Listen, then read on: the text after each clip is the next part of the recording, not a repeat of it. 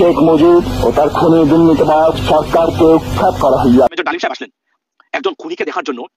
ইতিহাস সৃষ্টি করেছে ইউটিউবের মানুষ, ইতিহাস সৃষ্টি করেছে বাংলাদেশের জনতা। What is this? Sheikh Hasina আপনার রাজনৈতিক মৃত্যু নয়, 1,000,000% মৃত্যু হয়েছে আপনার। এরপরে আপনি রাজনীতি আসা দূরের কথা, আপনি মুখ দেখানো উচিত নয় কারণ আপনার পজিশন থেকে যে এতটা ঘৃণা, এতটা ব্যর্থতা, লজ্জা আপনার জন্য। আমি মনে করি আপনি রাজনীতির নামটা পর্যন্ত নেওয়া উচিত নয়। আপনি আওয়ামী লীগের প্রতি বাংলাদেশের মানুষের এত ঘৃণা কেন? আপনারা দেখেছেন যে শেখ মুজিবুর সাহেবকে যখন হত্যা করা হলো, জানাতে মানুষ যায়নি। সত্য ঘটনা একদম। আজকে যিনি হত্যাকারী, যিনি হত্যার নেতৃত্ব দিয়েছেন এই গ্রুপের, তাকে লাইভে আনা হয়েছে এই বন্ধুলোকে দেখার জন্য। ইতিহাস মানে রেকর্ড ব্রেক করে ফেলছে ইউটিউব। বাংলাদেশের মানুষ ডালিমের ঘোষণাও দেয় নাই, সবাই দেখতে গেছে এবং প্রশংসায় পঞ্চমুখ মেজর ডালিমের। শুধুমাত্র কয়েকজন মানে কিছু গ্রুপ বা কিছু মানুষ যাদের বিপক্ষে গেছে ওনার লাইভ, তারাও এটাকে ডিসলাইক করে নানান ধরনের বক্তব্য দিচ্ছেন। কিন্তু এবার বল লেডিস এন্ড জেন্টলম্যান, মানুষ তো এটাকে পছন্দ করেছে, নতুন প্রজন্ম লুফে নিয়েছে এটাকে এবং এবং মানুষ একজন খুনির প্রতি এত ভালোবাসা দরদ কেন বাংলাদেশের মানুষের? আমি এই প্রশ্নটা আপনাদের সামনে করতে চাই, উত্তর দিবেন আপনাদের যারা আছেন এবং আওয়ামী লীগের যারা দেখতেছেন। You must have something wrong. মানে উনি নিজে যে বক্তব্য দিয়েছেন যে বাংলাদেশের মানুষ আনন্দ উল্লাস করেছে ওনার হত্যাকাণ্ডের পরে। একজন মানুষ তিনি এত অবদান ছিল তার বাংলাদেশের প্রতি, তার মৃত্যুর পরে মানুষ উল্লাস করবে কেন? 2-3 বছর হয় না রাষ্ট্র ক্ষমতা থাকা, 2 থেকে 3 বছর হয়। একটা সরকার ফেল করতে গেলে 5 বছর সময় দিতে হয়, তার ফেলিওর দেখতে গেলে। অর্থাৎ 2 থেকে 3 বছরের ভিতরে দেখেন 71 স্বাধীন হয়েছে আমরা আপনার 15ই আগস্ট 1975, প্রায় 4 বছরের মতো টোটাল। উনি 3.5 বছরের মতো উনি ক্ষমতার থাকা অবস্থায় উনার আপনি দেখেন ঘটনাগুলো, মানে যে ভয়ঙ্কর একটা অবস্থা। কেন কেন মানে কি সমস্যা? Where is the mistake, where is the wrong? মানে এটা কিন্তু মানে আওয়ামী লীগকে বসে বের করতে হবে। আপনারা শুধুমাত্র ভ্রান্ত ধারণা আর সন্ত্রাসী আচরণ দিয়ে আপনারা আর নতুন প্রজন্মকে দাবিয়ে রাখতে পারবেন নাই, পারেননি আপনারা। যদি পারতেন আপনাদেরকে এখন চলে যেতে হতো না। এতটা অস্তিত্ব সংকট। আমি আজকে বলে রাখি, দেখতে ভাষা বলতে চাই unequivocally that যদি ইন্ডিয়া সাপোর্ট তুলে নেয়, Awami League is non existing in on this planet. অর্থাৎ Awami League is non existent, নাই, শেষ। শুধুমাত্র ভারত রেখেছে। কেন রেখেছে? কারণ ওই যে বললাম, ওই যে উনি বলছিলেন, দেখুন ওই যে স্বাধীনতা যুদ্ধে উনি বলছেন যে এই যুদ্ধটা হয়েছে আপনার শুধুমাত্র ভারতের কারণে, ভারত চেয়েছিল এটাকে করদার্য বানাতে, আমাদের দেশটাকে নিয়ে নিতে। এবং আমি আবার বলি, একজন মানুষকে যদি ধর্ষণ করে থাকে পাকিস্তানি বাহিনী, ধিক্কার এবং এর বিচার হওয়া দরকার। অবশ্যই আনএক্সেপ্টেবল। একজন মানুষকে খুন করে। আজকে দেখেন আপনার শহীদের, ওনারা তো দেশে আনা দরকার। উনি অবশ্যই দেশে আসবেন। আমরা নতুন সংবিধান লিখলে 15ই আগস্টকে বিপ্লবী অভ্যুত্থানের মর্যাদা দেব। বাংলাদেশে যতবার জালিম আসবে ততবার মেজর ডালিমেরা জন্মাবে। কখনো তাদের নাম হবে আবু সাইদ, কখনো তাদের নাম হবে মীর মুগ্ধ, কখনো তাদের নাম হবে ওয়াসিফ। আসসালামু আলাইকুম রাহমাতুল্লাহ। দর্শক, মেজর ডালিম দীর্ঘ 50 বছর পরে এসে লাইভে কথা বলেছেন। সাংবাদিক ইলিয়াস হোসেনের ইউটিউব চ্যানেলে প্রায় 2 ঘন্টা তিনি বক্তব্য দিয়েছেন। আর এই বক্তব্যকে কেন্দ্র করে চলছে রাজনৈতিক মহলে আলোচনা সমালোচনা। কেউ কেউ এটাকে নেগেটিভ এবং পজিটিভ হিসাবে গ্রহণ করছে। একটি চলা অবস্থায় সেখানে 8 লক্ষর ওপরে মানুষ লাইভটি দেখেছিল, যেটা বাংলা ইউটিউব জগতে রেকর্ড ব্রেক করেছে। এমন ইউটিউব জগতে, বাংলা ইউটিউব জগতে একসাথে এত মানুষ লাইভে কখনো যুক্ত হয়নি। সেটা ইউটিউব জগতে রেকর্ড করেছে এই লাইভটি, মেজর ডালিমের এই বক্তব্যের লাইভটি। দর্শক, এই মেজর ডালিমের লাইভকে নিয়ে চলছে, কথাকে নিয়ে চলছে আলোচনা সমালোচনা। কেউ কেউ আবার মনে করতেছে যে স্বৈরাচারী শেখ মুজিবুরের হত্যাকারী এবং হত্যাকারী নির্দেশদাতা সে লাইভে এসেছে আর মানুষ, লক্ষ লক্ষ মানুষ তাকে দেখতেছে। এটা থেকে প্রমাণিত হয় যে শেখ মুজিবুর এবং হাসিনা, বিশেষ করে আওয়ামী লীগ যে কত মানুষের কাছে গ্রহণযোগ্যতা হারাচ্ছে, তারা যে কত বড় স্বৈরাচার ছিল সেটা প্রমাণিত হয়। দর্শক, বিভিন্ন জন বিভিন্ন মতামত পেশ করছে মেজর ডালিমের এই বক্তব্যকে নিয়ে। তো আজকে আমরা কয়েকজনের বক্তব্য শুনবো। এম রহমান মাসুম এবং পিনাকি চট্টোপাধ্যায়ের আমরা আজকের আলোচনা শুনবো। তো আসুন আমরা বিস্তারিত ভিডিওতে প্রথমে আমরা এম রহমান মাসুম ভাইয়ের কথা শুনবো, পরবর্তীতে পিনাকি চট্টোপাধ্যায়ের কথা শুনবো। তো আসুন আমরা বিস্তারিত ভিডিওতে। মেজর ডালিম সাহেব আসলেন একজন খুনিকে দেখার জন্য। ইতিহাস সৃষ্টি করেছে ইউটিউবের মানুষ, ইতিহাস সৃষ্টি করেছে বাংলাদেশের জনতা। What is this? Sheikh Hasina আপনার রাজনৈতিক মৃত্যু নয়, 1,000,000% মৃত্যু হয়েছে আপনার। এরপরে আপনি রাজনীতি আসা দূরের কথা, আপনি মুখ দেখানো উচিত নয় কারণ আপনার পজিশন থেকে যে এতটা ঘৃণা, এতটা ব্যর্থতা, লজ্জা আপনার জন্য। আমি মনে করি আপনি রাজনীতির নামটা পর্যন্ত নেওয়া উচিত নয়। আপনি আওয়ামী লীগের প্রতি বাংলাদেশের মানুষের এত ঘৃণা কেন? আপনারা দেখেছেন যে শেখ মুজিবুর রহমান সাহেবকে যখন হত্যা করা হলো, জানাতে মানুষ যায় নাই। সত্য ঘটনা একদম। আজকে যিনি হত্যাকারী, যিনি হত্যার নেতৃত্ব দিয়েছেন এই গ্রুপের, তাকে লাইভে আনা হয়েছে এই বন্ধুলোকে দেখার জন্য। ইতিহাস মানে রেকর্ড ব্রেক করে ফেলছে ইউটিউব। বাংলাদেশের মানুষ ডালিমের ঘোষণা উনি দেয় নাই, সবাই দেখতে গেছে এবং প্রশংসায় পঞ্চমুখ মেজর ডালিমের। শুধুমাত্র কয়েকজন মানে কিছু গ্রুপ বা কিছু মানুষ যাদের বিপক্ষে গেছে ওনার লাইভ, তারা হয়তো এটাকে ডিসলাইক করে নানান ধরনের বক্তব্য দিচ্ছেন। কিন্তু above all ladies and gentlemen, মানুষ তো এটাকে পছন্দ করেছে, নতুন প্রজন্ম লুফে নিয়েছে এটাকে এবং এবং মানুষ একজন খুনির প্রতি এত ভালোবাসা দরদ কেন বাংলাদেশের মানুষের? আমি এই প্রশ্নটা আপনাদের সামনে করতে চাই, উত্তর দিবেন আপনাদের যারা আছেন এবং আওয়ামী লীগের যারা দেখতেছেন। You must have something wrong. মানে উনি নিজে যে বক্তব্যটা দিয়েছেন যে বাংলাদেশের মানুষ আনন্দ উল্লাস করেছে ওনার হত্যাকাণ্ডের পরে। একজন মানুষ তিনি এতটা অবদান ছিল তার বাংলাদেশের প্রতি, তার মৃত্যুর পরে মানুষ উল্লাস করবে কেন? 2-3 বছর হয় নাই তার রাষ্ট্র ক্ষমতা থাকা, 2 থেকে 3 বছর হয় নাই। একটা সরকার ফেল করতে গেলে 5 বছর সময় দিতে হয় তার ফেলিওর দেখতে গেলে। অর্থাৎ 2 থেকে 3 বছরের ভিতরে দেখেন 71 স্বাধীন হয়েছে আমরা আপনার 15ই আগস্ট 1975, প্রায় 4 বছরের মতো টোটাল, উনি 3.5 বছরের মতো উনি এই ক্ষমতার থাকা অবস্থায় উনার আপনি দেখেন মানে ঘটনাগুলা মানে যে ভয়ঙ্কর একটা অবস্থা। কেন কেন মানে কি সমস্যা? Where is the mistake, where is the wrong? মানে এটা কিন্তু মানে আওয়ামী লীগকে বসে বের করতে হবে। আপনারা শুধুমাত্র ভ্রান্ত ধারণা আর সন্ত্রাসী আচরণ দিয়ে আপনারা আর নতুন প্রজন্মকে দাবিয়ে রাখতে পারবেন নাই, পারেননি। আপনারা যদি পারতেন আপনাদেরকে এখন চলে যেতে হতো না। এতটা অস্তিত্ব সংকট আমি আজকে বলে রাখি, দেখতেন ভাষায় বলতে চাই unequivocally that যদি ইন্ডিয়া সাপোর্ট তুলে নেয় Awami League is non existing in on this planet. অর্থাৎ Awami League is non existent, নাই, শেষ। শুধুমাত্র ভারত রেখেছে। কেন রেখেছে? কারণ ওই যে বললাম, ওই যে উনি বলেছিলেন, দেখুন ওই যে স্বাধীনতা যুদ্ধে উনি বলছেন যে এই যুদ্ধটা হয়েছে আপনার শুধুমাত্র ভারতের কারণে, ভারত চেয়েছিল এটাকে করদরাজ্য বানাতে, আমাদের দেশটাকে নিয়ে নিতে। আমি আবার বলি, একজন মানুষকে যদি ধর্ষণ করে থাকে পাকিস্তানি বাহিনী, ধিক্কার, এবং এটা বিচার হওয়া দরকার, অবশ্যই আনএক্সেপ্টেবল। একজন মানুষকে খুন করা যায়। আজকে দেখেন আপনার শহীদের সংখ্যা, বীরঙ্গনাদের সংখ্যা। আমি এখানে বিএনপির প্রতি বলতে চাই, আপনারা যারা বিএনপির যারা আছেন তাদের উদ্দেশ্যে আমার বক্তব্য, আপনারা দেখেন আপনাদের পলিটিক্যাল মিস্টেক গুলা কোথায়। এখানে মানে বাংলাদেশ জাতীয়তাবাদী দল বিএনপি, যেটাকে বাংলাদেশি জাতীয়তাবাদকে রিপ্রেজেন্ট করে থাকে, আপনাদেরকে এখন সময় এসেছে আপনাদেরকে রিইভালুয়েট করার জন্য। আমি মনে রাখবেন, আমি অলরেডি যা দেখতেছি নট এ গুড সাইন।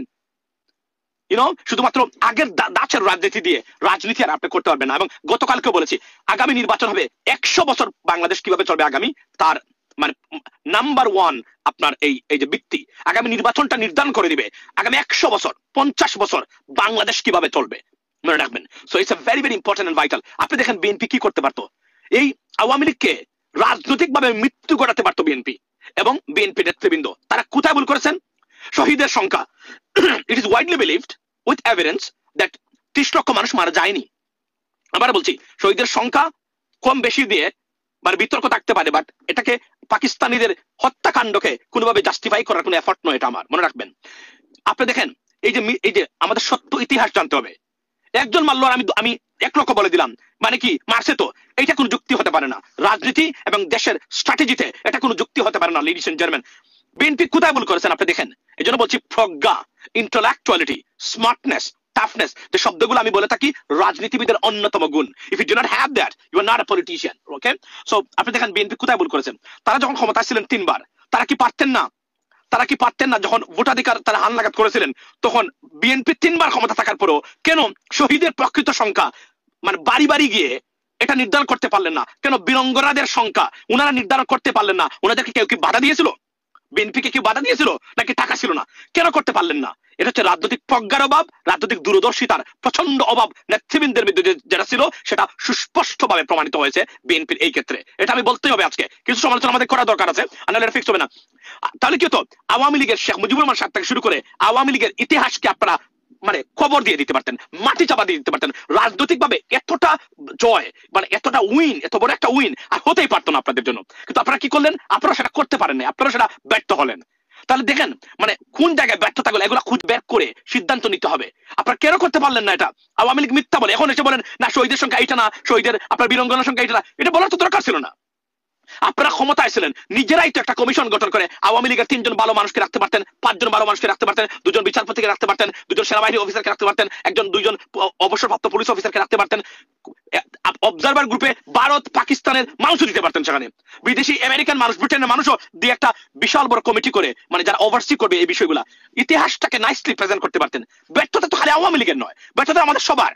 যারাই গেছেন তারাই তো ব্যর্থ হয়েছেন বলেই তো আজকে স্বাধীনতার 51 বছর পরেও বাংলাদেশের মানুষের জন্য একটা ইনস্টিটিউশন নাই। যদি কোন রাজনীতিবিদ ইনস্টিটিউশন আপনাদের এই কি বলে এটাকে প্রতিষ্ঠান নিয়ে বক্তব্য দিতে ব্যর্থ হয়, মনে রাখবেন সে রাজনীতিবিদ নয়। কারণ আপনার প্রতিষ্ঠান ফিক্স করা বা রিফর্ম করা, এটার প্রতিষ্ঠা করাটাই হচ্ছে আগামী দিনের রাজনীতি। যে আপনার এই যে মেজর ডালিম সাহেবের এই লাইভ 800,000 মানুষ একসাথে দেখেছে, কল্পনা করতে পারেন?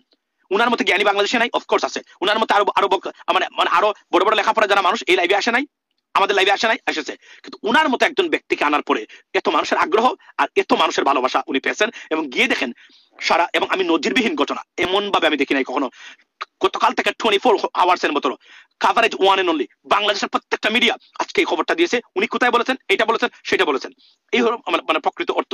সুতরাং আমরা মানে এটাই আমার প্রশ্ন আওয়ামী লীগের যারা আছেন তাদের প্রতি, কেন মানুষ আপনাদেরকে এত ঘৃণা করে? আমি জানতে চাই আপনাদেরকে, আপনি কি বলবেন? আমার কেউ একটু উত্তরটা দিবেন। মানে আপনারা কি মনে করেন যে আপনাদের এত কিছুর পরেও এবং বারবার আপনাদেরকে উৎখাত করতে কেন হয়? কেন বারবার আপনাদেরকে উৎখাত করে বাংলাদেশের মানুষ মানে রাষ্ট্রকে মুক্ত করতে হয়? এটা কি আপনাদের জন্য রাজনৈতিক ব্যর্থতা নয়? এটা কি লজ্জা নয়? কেন শ্রদ্ধার সহিত শেখ হাসিনার বলবেন যে আমার মেয়াদ শেষ হচ্ছে, আগামীকালকে নির্বাচন হবে? কেন মানুষ কান্না করতে পারে না শেখ হাসিনার জন্য? কেন আওয়ামী লীগের ক্ষমতা থেকে চলে যাওয়াটাকে মানুষ কান্না চোখ দিয়ে, চোখের অশ্রু দিয়ে আপনার এই দিয়ে বিদায় করতে পারে না? কেন কেন মানুষ উল্লাস করে? কেন বন্দুকের গুলি ব্যবহার করতে হয়? কেন কেন এগুলা হয়? কেন আওয়ামী লীগের তাহলে ভুলটা কোথায়? আওয়ামী লীগের রাজনীতিতে কতটা বিষ, কতটা ব্যর্থতা, কতটা দুর্বৃত্তায়ন, কতটা আমি যদি বলি যে মানে এক ধরনের বলতে গেলে পাগলামি আছে এখানে, এটা এখন আমি মনে করি এটা নিশ্চয়ই কনসিডার করার ব্যাপার।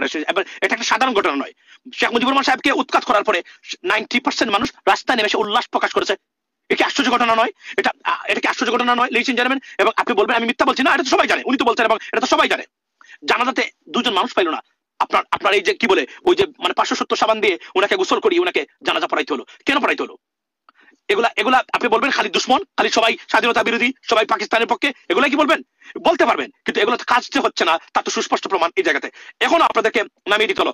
99% মানুষ রাস্তাতে নেমে এসে শেখ হাসিনাকে উৎখাত করেছে। এবং আপনি গিয়ে দেখেন নিরপেক্ষভাবে যত বাংলাদেশের মানুষ আছে একজনও চায় না শেখ হাসিনাকে রাজনীতিতে। আওয়ামী লীগকে কেউ চাইলো শেখ হাসিনার দ্বারা বাংলাদেশে আবার শেখ হাসিনা আসুক বাংলাদেশে, এটা কেউ চায় না। এতটা ঘৃণা নিয়ে রাজনীতি করার চেয়ে শেখ হাসিনা আপনার আত্মহত্যা করা উচিত বলে আমি মনে করি। আমি সরি, আমি এই কথাটা বলতে চাই না কখনো, আমি কখনো এটা উৎসাহ দেই না, কারণ এটা গুনার কাজ। কিন্তু আমি এটা পলিটিক্যাল রেটরিক হিসেবে আমি বলছি, এটা you don't have to do that, you don't have to take it for granted, but let me make it clear. আপনার ওই যে আপনি এখন বলেন আপনি যোগাযোগ করেন অমুক নেতার সাথে, শেখ হাসিনা আপনার রাজনৈতিক মৃত্যু নয়, 1,000,000% মৃত্যু হয়েছে আপনার। এরপরে আপনি রাজনীতিতে আসা দূরের কথা, আপনি মুখ দেখানো উচিত নয় কারো। আপনার পজিশন থেকে যে এতটা ঘৃণা, এতটা ব্যর্থতা, লজ্জা আপনার জন্য, আমি মনে করি আপনি রাজনীতির নামটা পর্যন্ত নেওয়া উচিত নয় আপনার। কারণ যদি ন্যূনতম আপনার লাজ, লজ্জা, শরম আপনার মনে থাকে, এটা হচ্ছে আমার বক্তব্য। আমি যদি এই পজিশনে পড়তাম আমার চেহারা আপনার কখনোই আর দেখতেন না, কোনোদিন দেখতেন না, কোনোদিনও দেখতেন না আমার। আমি বলছি আমি এটা, কারণ লজ্জা থাকাটা দরকার আছে। এখন আপনি আবার ওই জেলা লেভেলের, ইউনিয়ন লেভেলের আওয়ামী লীগ নেতাদের সাথে ফোন করেন, তারা আপনাকে ওই যে আপনার অফিসে টয়লেট করে, কারা কি পতিতা ব্যবসা করে এইটা খবর দেয়। এর চেয়ে তো মরে যাওয়া উচিত শেখ হাসিনা আপনার। আপনার তো লজ্জা কি নাই? মানে লজ্জা কি আওয়ামী লীগের সাথে লজ্জা যায় না? I understand that. আমি দেখেছি পৃথিবীতে বাংলাদেশের যত মানুষ রাজনীতি করে বা যে দলগুলোর মধ্যে সবচেয়ে নির্লজ্জ মানে পলিটিক্যাল পার্টি হচ্ছে আওয়ামী লীগ, এবং নির্লজ্জ নেতা কর্মী হচ্ছে আওয়ামী লীগ। খালি মহিলা না, পুরুষরাও ভয়ঙ্কর ভাবে নির্লজ্জ। ভাই আমি এটা দেখি নাই কখনো। নির্লজ্জ মানুষ বিবেকহীন হয়, নির্লজ্জ মানুষ খারাপ লোক হয়, মনে রাখবেন। নির্লজ্জ মানুষ ভালো লোক নয়, কখনো হয় না। It's a human characteristics. You go and evaluate that and study from the internet. You can see that যত বেশি নির্লজ্জ তত বেশি খারাপ লোকেরা, মানে রাস্তার লোক, মানে অপদার্থ এবং অযোগ্য মানুষ, হোক সে রাজনীতিবিদ, হোক সে অ্যাক্ট্রেস, হোক সে সিঙ্গার, হোক সে যে কোনো মানুষ হোক না কেন। ওনারা তো দেশে আনা দরকার, উনি অবশ্যই দেশে আসবেন। আমরা নতুন সংবিধান লিখলে 15 আগস্টকে বিপ্লবী অভ্যুত্থানের মর্যাদা দেব। বাংলাদেশে যতবার জালেম আসবে ততবার মেজর ডালিমেরা জন্মাবে। কখনো তাদের নাম হবে আবু সাইদ, কখনো তাদের নাম হবে মীর মুগ্ধ, কখনো তাদের নাম হবে ওয়াসিফ। শেখ মুজিব ও তার খুনি দুর্নীতিবাজ সরকারকে উৎখাত করা হইয়াছে। 1975-এর 15 আগস্ট ইথারে ভাইসা আসা এই বজ্র নির্ঘোষ শুনছিল দেশবাসী। প্রবল প্রতাপশালী শেখ মুজিবের শাসনের অবসান হয়েছে, সারা দেশে কারফিউ জারি হয়েছে। কিন্তু কি অবাক ব্যাপার, কারফিউ ভেঙে দলে দলে উৎফুল্ল জনতা নেমে আসছে রাস্তায়। চারিদিকে মুক্তির আনন্দ, এক বর্বর স্বৈরাচারের পতন হয়েছে। তারপর সন্ধ্যাবেলা খন্দকার মোস্তাকের পাশে কোমরে রিভলভার গুজে যেই অফিসার শপথ নেওয়াতে যাচ্ছেন তিনিই ছিলেন মেজর ডালিম। মেজর ডালিম রাতারাতি হয়ে উঠছিলেন নায়ক, সাহসের প্রতিমূর্তি। তারপরে 75-এর সব বীরকে পাঠানো হলো নির্বাসনে। সে আর এক আলাপ, আর একদিন করবো। এরপর তিনি শুধু নামই ছিলেন ইতিহাসে। ওনার সাথে আমার প্রথম যোগাযোগ হয় 2019-এ প্যারিসে আসার পরে। ওনার সাথে চ্যাটিং হতো, ওনার একটা ফেবু আইডি ছিল ফ্যালকন আইজ নামে। নানা বিষয় আলাপ হইতো, ব্যাপক পড়াশোনায় ভদ্রলোকের। আমার সাথে ফোনে বা ভিডিওতে কখনো কথা হয়নি, তবে আমার ঘনিষ্ঠ সার্কেলের অনেকের সাথেই নিয়মিত কথা হইতো। আমি কথা বলতে চাইছিলাম, উত্তরে বলছিলেন বলবো সময় হইলেই। আমার স্বাধীনতা উত্তর বাংলাদেশ বইটা প্রকাশিত হইলে পড়তে চাইছিলেন, আমি পাঠাইছিলাম সুইডেনে ওনার এক শিষ্যের কাছে। উনি বই পাইয়া বই হাতে ছবি পাঠাইছিলেন, এটা নিশ্চিত করতে যে ওনার কাছে পৌঁছাইছে। আমি আমার সার্কেলে ওনারে বড় ভাই বলে রাখতাম। জিজ্ঞেস করতাম, বড় ভাই কেমন আছেন, কি বলেন। কোনো রাজনৈতিক পরিস্থিতিতে জানতে চাইতাম, বড় ভাইয়ের রিডিং কি। একটা সময় খেয়াল করলাম উনি ভুলে যাইতেছেন জিনিসপত্র, ডাক্তারি ভাষায় যাকে বলে কগনিটিভ ডিজিজ। তখন থেকে ওনাকে বলতে শুরু করলাম বুড়া। তো জিজ্ঞাইতাম, বুড়াটার খবর কি। যাই হোক, উনি নাকি বলছেন যে উনার বয়স 75 বছর, আসলে উনার বয়স 78 বছর। উনার জন্ম 1946 সালে উইকিপিডিয়ার তথ্য অনুসারে। 64 সালে বিমান বাহিনীতে যোগ দেন ঠিক 18 বছর বয়সে, বুড়া বয়সে 3 বছর কমায় বলছে আর কি, আমার অনুমান ভুলে বলছে। এপিসোডের স্ক্রিপ্ট লিখতে লিখতে ওনার ছবিটা খুঁজতেছিলাম, যে ছবিটা দেখাইলাম, আমার বই হাতে ছবিটা পাইতেছিলাম না, তো সুইডেনের বাইরে ফোন দিলাম, তো উনিও খুঁজতেছেন, এর মধ্যে বুড়া ফোন দিছে ওই সুইডেনের বাইরে। তো উনি যখন জানলেন যে আমি লাইনে আছি, উনি স্পিকারে দিলেন, আমি শুনতেছি, উনি বলতেছেন, আমাদের দুজনকে স্পিকার দিলেন। উনি জিজ্ঞেস করলেন পিনাকি কি দেখছে আমার লাইভ? আমি বললাম হ্যাঁ দেখছি বড় ভাই। তো সুইডেনের বড় ভাই ওনারা বলতেছেন আপনি পিনাকির বই হাতে একটা ছবি তুলছিলেন না, আছে ওইটা? আমি শুনতেছি। তো বুড়া বলতেছে পিনাকি বই লিখছে নাকি? কই, আমি তো দেখি নাই। তো রিসেন্ট মেমোরি নাই হয়ে যাইতেছে, আর্লি সাইন অফ আলঝেইমার্স। যাই হোক, বুড়া আমাদের মাঝে আরো অনেকদিন বাইচা থাকেন। ওনার লাইভ এপিসোড করছে ইলিয়াস, এইটাই সম্ভবত বাংলাদেশের মানুষের সর্বোচ্চ দেখা লাইভ। ইউটিউবে একসঙ্গে সর্বাধিক সংখ্যক দর্শকের লাইভ স্ট্রিমের রেকর্ডটা 8 মিলিয়ন। তবে এইটা বাংলা ইউটিউবের সর্বোচ্চ, এটা নিঃসন্দেহ, এবং আমার মনে হয় এই রেকর্ড আর কেউ কখনো ভাঙতে পারবে না। এইবার আসেন এপিসোডের প্রসঙ্গে। বাম, আওয়ামী লীগ আর প্রগতিশীল বিএনপির পুচ্ছে আগুন লাগিয়েছে একই সাথে। যাই হোক, আমি সবগুলা আগুন নিয়ে আজকে কথা বলবো না, কয়েকটা আগুন নিয়ে কথা বলি। প্রথম অভিযোগ কি, মেজর ডালিম নাকি খুনি। আসলে কি মেজর ডালিম খুনি? আসলে না, খুঁজে দেখি। বিপ্লবী এবং সৈনিকদের খুনি বলা যায় না, কারণ তাদের কর্মকাণ্ড এবং উদ্দেশ্য সাধারণ অপরাধীর সাথে তুলনা করা যায় না। আদালত যখন প্রাণ নেয় সেটাকে খুন বলা যায়? একজন সৈনিক যখন দেশের শত্রুকে হত্যা করে সেটাকে অপরাধমূলক কাজ?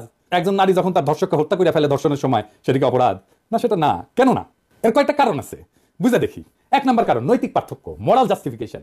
বিপ্লবীরা সাধারণত বিদ্যমান শাসন ব্যবস্থার অন্যায় বা নিপীড়নের বিরুদ্ধে সংগ্রাম করে। তাদের কর্মকাণ্ড একটা বৃহত্তর সামাজিক এবং রাজনৈতিক পরিবর্তনের উদ্দেশ্যে পরিচালিত হয়, বৃহত্তর স্বার্থে। নৈতিক দৃষ্টিকোণ থেকে এটা ন্যায় যুদ্ধ, জাস্ট ওয়ার, এই ধারণার সাথে সম্পর্কিত। সৈনিকেরাও একটা প্রতিষ্ঠিত রাষ্ট্র বা আদর্শ রক্ষার জন্য কর্তব্য পালন করেন। 2 নম্বর, উদ্দেশ্যের মাহাত্ম্য, এটাকে ইংরেজিতে বলে এন্ডস ভার্সেস মিনস।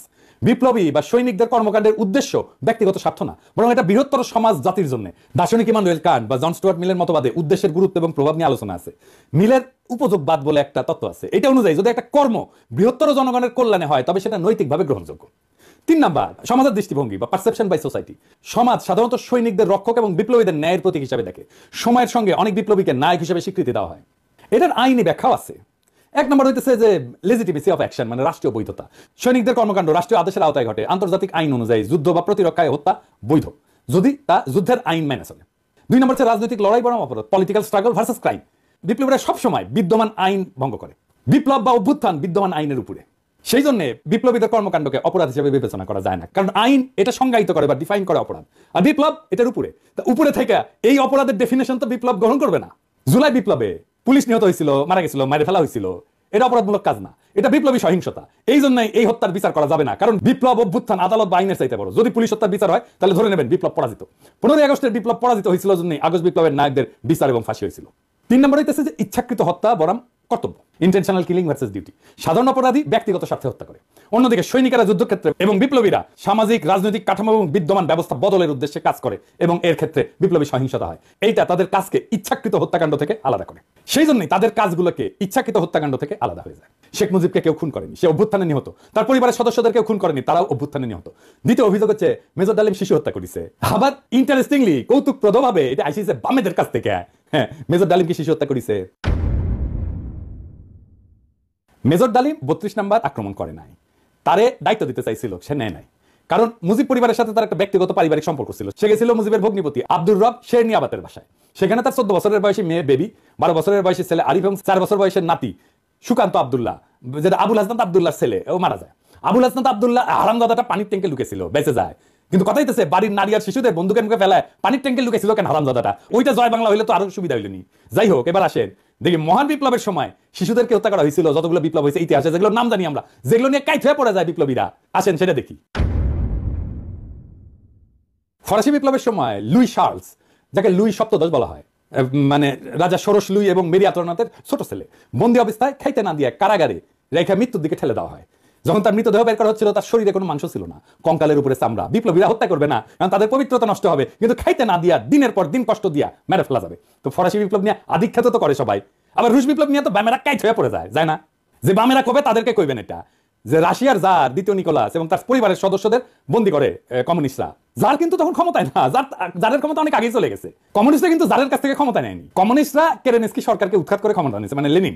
ক্ষমতা নেওয়ার পরে 18 সালের 17 জুলাই একসাথে হত্যা করে এই জারের পরিবারকে, তার স্ত্রী আলেকজান্ড্রা এবং তাদের 5 সন্তান, অলগা, তাতিয়ানা, মারিয়া, আনাস্তাসিয়া এবং অ্যালেক্সি। লেনিন মনে করছিল যে পরিবার যদি বেঁচে থাকে তাহলে তারা রাজতন্ত্র পুনরুদ্ধারের জন্য কাজ করতে পারে, এই জন্য পুরো পরিবারকে হত্যা করার সিদ্ধান্ত নেওয়া হয়। পরিবারের সকল সদস্যদেরকে কমিউনিস্ট বিপ্লবীরা গুলি করে হত্যা করে, পরে তাদের মৃতদেহ অ্যাসিড দিয়ে বিকৃত করে মাটিতে পুঁতে ফেলা হয়। এর মধ্যে অ্যানাস্টেসিয়া নিকোলায়েভনার এর বয়স ছিল 17 বছর, আর অ্যালেক্সি নিকোলাভিসের বয়স ছিল মাত্র 13 বছর। দুই ক্ষেত্রেই প্ল্যান করে মারা হয়েছে অনেক পরে। 15 আগস্টে শিশুরা মারা গেছে কোলাটারাল ড্যামেজে, প্ল্যান করা হয়নি যে শিশুদের মারা হবে। এখন আমরা যদি বলি মেজর ডালিমেরা তো শিখেছে ফরাসি আর রুশ বিপ্লব থেকে, উত্তর আছে আগে বামেরা লেনিনের বিচার করুক, ফ্রেঞ্চ রেভলিউশনের বিপ্লবীদের বিচার করুক, জবাব আনুক, আমরা তারপরে জবাব দেবো। এখন অনেকের মনে প্রশ্ন হচ্ছে যে মেজর ডালিম কি তাহলে দেশে ফিরবেন বা ফিরতে পারবেন? আমাকে সুইডেনের ভাই, বড় ভাই, যিনি মেজর ডালিমের শিষ্য, উনি বলছেন ওনার তো দেশে আনা দরকার, উনি অবশ্যই দেশে আসবেন। আমরা নতুন সংবিধান লিখলে 15 আগস্টকে বিপ্লবী অভ্যুত্থানের মর্যাদা দেব, আগের রায় বিচার সবকিছু ইনভ্যালিড হয়ে যাবে। তিনি তখনই বীরের বেশে দেশে ফিরবেন। 24-এর বিপ্লব যারা নির্মাণ করছে তাদের অনেকেরই আইডল ছিলেন মেজর ডালিম, অন্তত আমার তো ছিলেনই। ওনার নাম আমরা আকাশে লিখে রাখবো ঈসা খান তিতুমির, হাজী শরীয়তুল্লাহর সাথে। বাংলাদেশে যতবার জালেম আসবে ততবার মেজর ডালিমেরা জন্মাবে। কখনো তাদের নাম হবে আবু সাইদ, কখনো তাদের নাম হবে মীর মুগ্ধ, কখনো তাদের নাম হবে ওয়াসিম, আনাস। আমরা এক একটা তারার নাম দেব এই বীরদের নামে। 24-এর বিপ্লব একটা প্রকৃত বিপ্লব হয়ে উঠবে যদি আমরা নতুন সংবিধান লিখে মেজর ডালিমকে দেশে ফিরে আনতে পারি। সেই দিন হবে বিপ্লবের প্রকৃত বিজয়।